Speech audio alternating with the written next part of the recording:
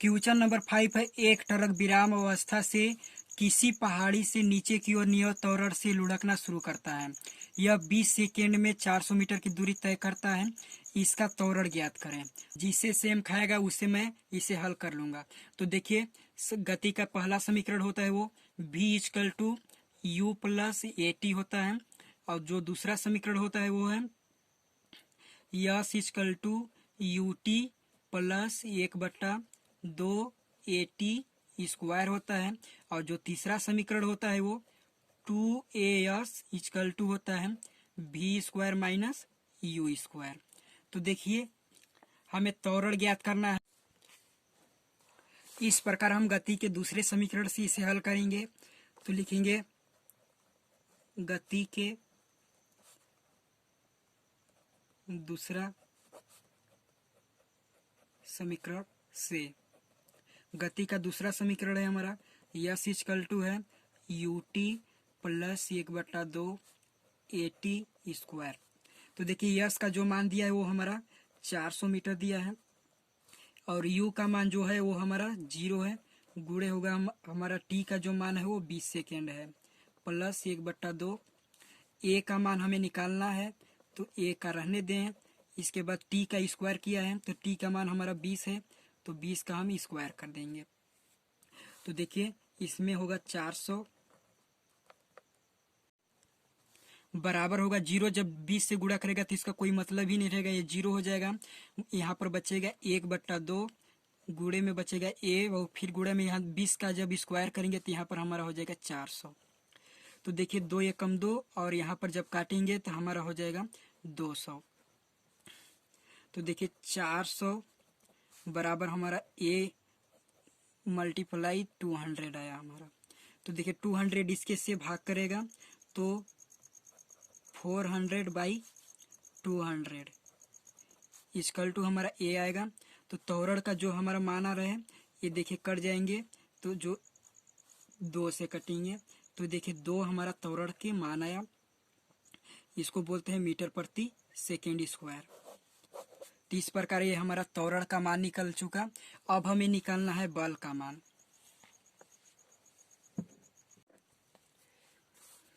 तो कक्षा 9th वाले खास तौर पर ये सूत्र याद रखेंगे। जब भी बल की बात आए तो ये सूत्र हर समय लगेगी, तो ये सूत्र हर समय याद कर लें। तो देखिए, एफ का जो मान हमें निकालना हुआ, तो एम का मान हमें पहले ही मिल चुका है, जो कि हमारा 7000 kg था, और जो ए का मान है वो हमारा अभी 2 मीटर प्रति सेकेंड स्क्वायर निकला है। तो देखिए 2, तो यहाँ पर हो जाएगा 7 दूनी 14,000। तो इस प्रकार हमारा बल का जो मान निकला वो 14,000 न्यूटन निकला। तो इस प्रकार 5th क्वेश्चन हमारा समाप्त हुआ। नेक्स्ट क्वेश्चन पर चलते हैं। क्वेश्चन नंबर 6 है, 1 kg द्रव्यमान के एक पत्थर को 20 मीटर प्रति सेकेंड के वेग से झील की जमी हुई सतह पर फेंका जाता है। पत्थर 50 मीटर की दूरी तय करने के बाद रुक जाता है। पत्थर और बर्फ के बीच लगने वाले घर्षण बल की गणना करें। तो देखिए, जब वस्तु विराम अवस्था से चलती है तो उसका जो प्रारंभिक वेग होता है वो 0 हो जाता है, और जब वस्तु चलती है और जो बीच में जाकर रुक जाती है तो उसका जो वेग होता है वो 0 हो जाता है। तो देखिए, ये इस प्रकार से ही क्वेश्चन है। क्वेश्चन नंबर 6 में दिया है 1 kg द्रव्यमान, यानी कि यम का जो मान हमारा है वो 1 kg मिला है। इसके बाद एक पत्थर को 20 मीटर सेकेंड की वेग से झील की जमी हुई सतह पर फेंका जाता है। पत्थर 50 मीटर की दूरी तय करने के बाद रुक जाता है। तो एक चीज ध्यान में रखिएगा कि जब किसी भी वस्तु विराम अवस्था से चलती है तो उसका प्रारंभिक वेग 0 हो जाता है, और वह बीच में जाकर रुक जाता है तो उसका वेग 0 हो जाता है। तो इस प्रकार से भी यही क्वेश्चन है। 50 मीटर दूरी तय करने के बाद यह रुक जाता है तो इसका जो वेग होगा वो 0 हो जाएगा।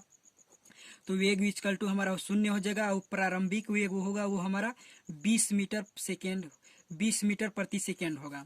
तो देखिए, प्रारंभिक वेग u इक्वल टू हमारा होगा 20 मीटर प्रति सेकेंड होगा, और जो दूरी दिया है हमारा यस के मान दिया है इस 50 मीटर दिया है हमारा। इसके बाद पत्थर और बर्फ के बीच लगने वाला घर्षण बल की गणना कीजिए, यानी कि बल का हमको मान निकालना है। तो चलिए देखते हैं गति के किस समीकरण से ये निकलेगा। गति का समीकरण लिख लेते हैं पहले। प्रथम समीकरण है v equal to u plus a t. गति का दूसरा समीकरण है s equal to u t plus 1/2 a t square. गति का तीसरा समीकरण जो है वो है 2as equal to v square minus u square.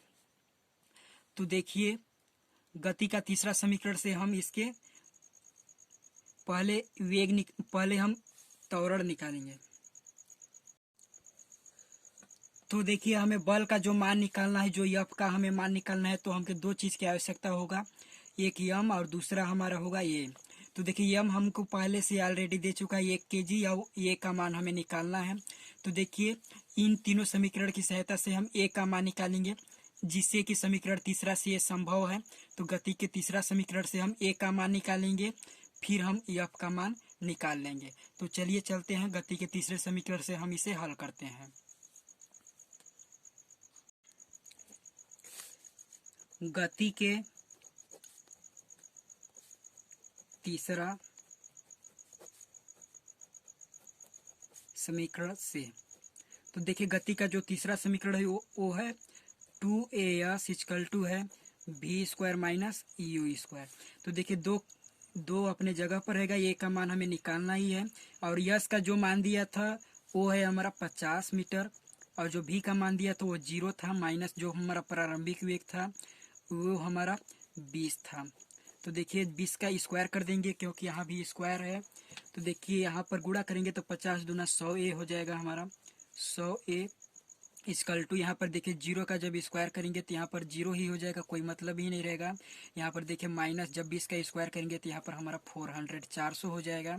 तो देखिए ए का मान जो निकलेगा वो हमारा -400, और जो भाग देगा वो 100 भाग देगा। तो देखिए 0 से 0 कैंसिल हो जाएगा, और जो हमारा ए का मान आएगा वो -4 आ जाएगा मीटर प्रति सेकेंड स्क्वायर।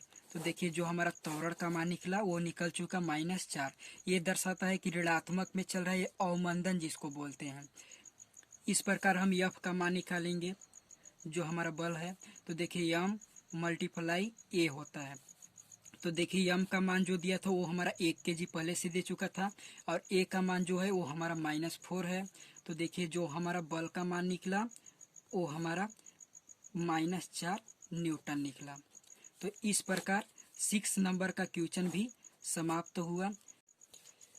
इस प्रकार जो एफ का मान मेरा निकला है -4 न्यूटन, तो इसे जो बल का मान होता है वो माइनस में नहीं होता है, इसलिए हम इसे प्लस में कर देते हैं। तो इस प्रकार जो हमारा 6 नंबर का क्वेश्चन था वो क्लियर हो चुका। चलते हैं नेक्स्ट क्वेश्चन पर। क्वेश्चन नंबर 7 है, एक 8000 kg द्रव्यमान का रेल इंजन प्रति 2000 kg द्रव्यमान वाले 5 डिब्बों को एक सीधी पटरी पर खींचता है। यदि इंजन 40,000 न्यूटन बल का आरोपित करता है तथा पटरी 5000 न्यूटन का घर्षण बल लगाती है, तो ज्ञात करें। पहला है नेट त्वरण बल ज्ञात करना है, दूसरा ज्ञात करना है रेल का त्वरण ज्ञात करना है। तो चलिए इसे हम लोग हल करते हैं। क्वेश्चन नंबर 7 में दिया है, जो पहला दिया है वो द्रव्यमान दिया है, यम का मान जो हमारा दिया है वो 8000 kg है, और देखिए 8000 द्रव्यमान दिया है रेल इंजन का है प्लस में, और देखिए प्रति 2000 kg द्रव्यमान वाले 5 डिब्बों को सीधी पटरी पर खींचता है, यानी कि एक डिब्बे का मान 2000 kg है द्रव्यमान। तो इसी प्रकार 5 डिब्बों का होगा वो होगा हमारा प्लस में, यहाँ जुड़ जाएगा ये 5 डिब्बों का गुणा जो हमारा होगा वो 2000 kg से होगा। तो कुल मिलाकर जो हमारा द्रव्यमान आएगा वो हमारा 18000 kg आएगा। तो हमारा जो द्रव्यमान हुआ वो 18000 kg दिया है, और इसका जो बल दिया है वो 40000 न्यूटन दिया है आरोपित बल, और इसमें घर्षण बल जो दिया है वो हमारा 5000 दिया है। तो कुल द्रव्यमान हमारा इतना है, और जो हमारा एफ का मान दिया है नेट त्वरण और जो हमारा एफ का मान दिया है वो है पहले 40,000 है और माइनस बाद में 5,000 हो जाएगा, क्योंकि देखिए यहाँ पर 40,000 बल का आरोपित करता है और फिर भी वो 5,000 न्यूटन घर्षण बल लगाती है। तो इसमें से 40,000 में से 5,000 घट जाएगा, तो हमारा जो नेट बल आएगा वो हमारा 35,000 आएगा, 35,000 न्यूटन। तो चलिए पहले क्वेश्चन पर चलते हैं, क्या पूछ रहा है। पहला है ए पूछ रहा है नेट त्वरण बल क्या होगा। इस प्रकार एफ का मान जो होगा वो 35,000 होगा, जो कि ऊपर अभी हम लगाए, इस पर का ये 35,000 न्यूटन होगा। और दूसरा क्वेश्चन पूछ रहा है रेल का त्वरण क्या होगा। तो देखिए त्वरण ज्ञात करने के लिए ए इक्वल टू होता है एफ बाई यम, क्योंकि देखिए एफ इक्वल टू हमारा होता था यम ए, तो यम को इसके नीचे कर देंगे तो ये का मान हमारा निकल जाएगा। तो इस पर हम भाग दे देते हैं, तो देखिए एक इक्वल टू हमारा निकलेगा, जो एफ का मान है वो हमारा 35,000 न्यूटन है और जो हमारा यम का मान है वो हमारा 18,000 केजी है। तो देखिए 3 जीरो से 3 जीरो कट जाएगा और 18 में जब 35 का भाग हम देंगे तो 1.9 इस तरह से कुछ आएगा, मीटर प्रति सेकेंड स्क्वायर आएगा। तो इस प्रकार जो हमारा त्वरण का मान निकला वो 1.9, इसके बाद मीटर प्रति सेकेंड स्क्वायर, ये हमारा आंसर आया। तो इस प्रकार क्वेश्चन नंबर 7 भी हमारा समाप्त हुआ। क्वेश्चन नंबर 8 है एक गाड़ी का द्रव्यमान 1500 केजी है, यदि गाड़ी को 1.7 मीटर प्रति सेकेंड स्क्वायर के ऋणात्मक त्वरण अवमंदन के साथ विराम अवस्था में लाना है तो गाड़ी तथा सड़क के बीच लगने वाला बल कितना होगा, इसे हमें निकालना है। तो चलिए हल करते हैं। इसे दिया है 1500 केजी द्रव्यमान दिया है, यानी कि यम का मान हमारा 1500 केजी है और दिया गाड़ी को 1.7 मीटर प्रति सेकेंड स्क्वायर की ऋणात्मक त्वरण, यानी कि हमारा जो ए का मान है वो ऋणात्मक में दिया है, यानी कि -1.7 मीटर सेकेंड स्क्वायर।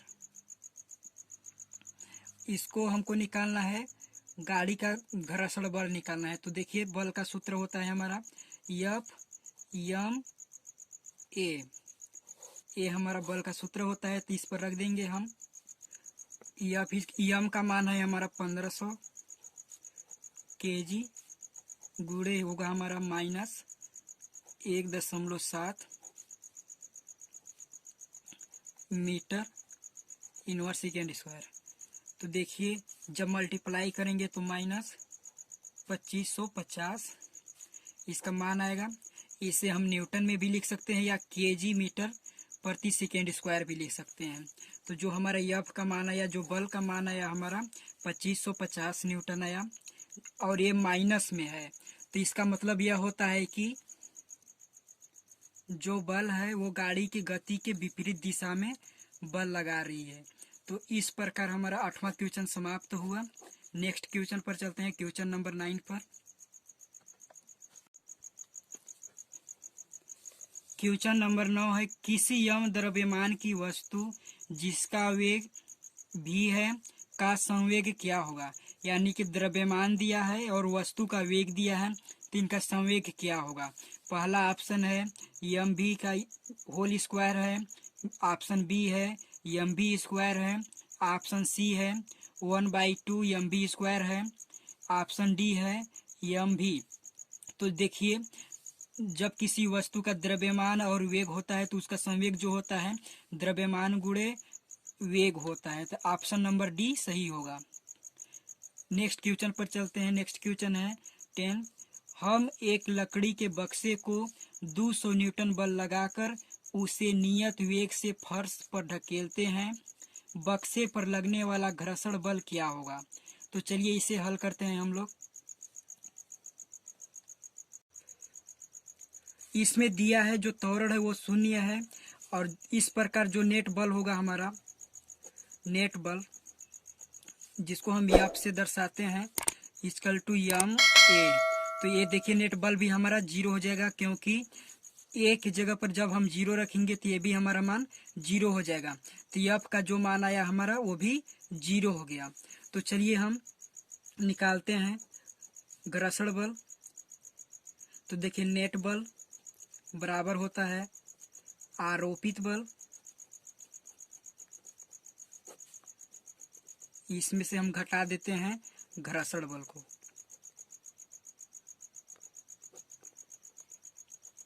तो देखिए नेट बल जो हमारा है ये अभी निकाले हम मान, इसका मान जीरो है, और आरोपित बल है वो हमारा 200 न्यूटन लग रहा था, इसमें 200 न्यूटन लगाएंगे। और इस घर्षण बल है हमारा, तो इसको हम घर्षण बल निकालना ही है हमें। तो देखिए घर्षण बल इधर आ जाएगा तो ये प्लस में आ जाएगा। तो इस प्रकार जो हमारा घर्षण बल होगा वो हमारा 200 न्यूटन रहेगा। इस प्रकार ये हमारा क्वेश्चन नंबर 10 समाप्त हुआ। मिलते हैं नेक्स्ट वीडियो में। धन्यवाद।